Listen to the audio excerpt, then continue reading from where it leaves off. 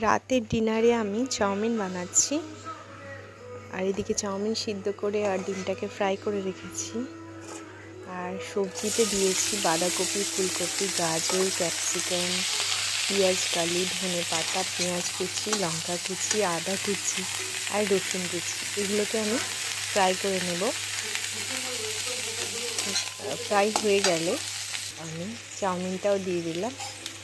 এবার উপর থেকে একটা চিকেন মশলাও দিয়ে দিলাম।